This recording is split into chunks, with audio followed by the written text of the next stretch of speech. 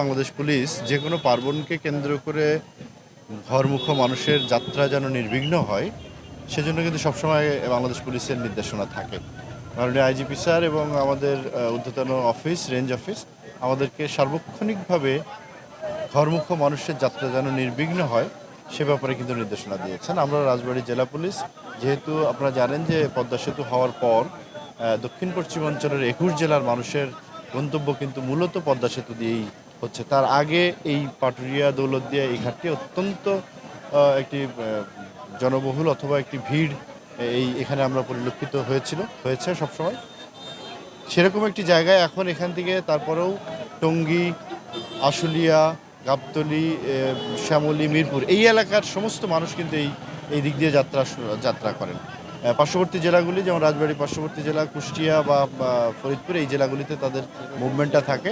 আমরা এবারে ঈদ যাত্রার পূর্বেই আমরা শুরু করেছি অংশীজনদের সাথে আলোচনার মাধ্যমে। বিভিন্ন দফায় দফায় আমরা আলোচনা করেছি তাদের সাথে। আমরা কাউন্টারগুলি ঠিক করে দিয়েছি, ভাড়ার হার নির্ধারণ করে দিয়েছি, যেন এখানে ছোট ছোট যে প্রবলেমগুলি থাকে যেমন ছিনতাই অথবা ইজি বাইক অথবা অন্যান্য যারা মূল রাস্তার উপরে মহাসড়কের উপরে উঠে যানজট তৈরি করে তাদের সাথে আমরা কথা বলে তাদেরকে একটি শৃঙ্খলাবদ্ধ করেছি যেন কোথাও কোনো ধরনের যানজট তৈরি না হয়, যাতে করে ঘরমুখো মানুষের যাত্রা বিঘ্নিত হতে পারে। এর সাথে আমাদের যেটা আছে যে আমাদের জেলা পুলিশ আমরা মোটামুটি 4 স্তরের নিরাপত্তাই দিচ্ছি।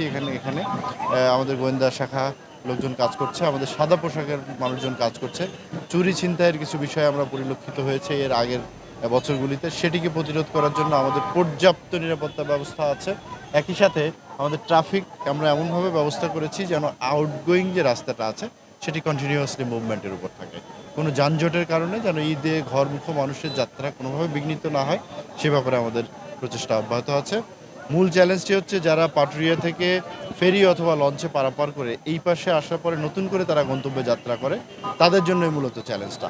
তো তাদেরকে যেন আমরা নির্বিঘ্নে পৌঁছতে পারি পর্যাপ্ত ব্যবস্থা আমাদের আছে। তারপরেও যদি কোনো সুনির্দিষ্ট অভিযোগ থাকে আমাদের সাব কন্ট্রোল রুম এখানে স্থাপন করা হয়েছে, সেখানে সুনির্দিষ্ট নাম্বার দেওয়া হয়েছে, যদি কারো কোনো অভিযোগ থাকে আমাদেরকে বললে আমরা তাৎক্ষণিকভাবে ব্যবস্থা করব। সুন্দরভাবে উদযাপন করতে পারি সে প্রচেষ্টা জেলা পুলিশের থাকবে। ধন্যবাদ।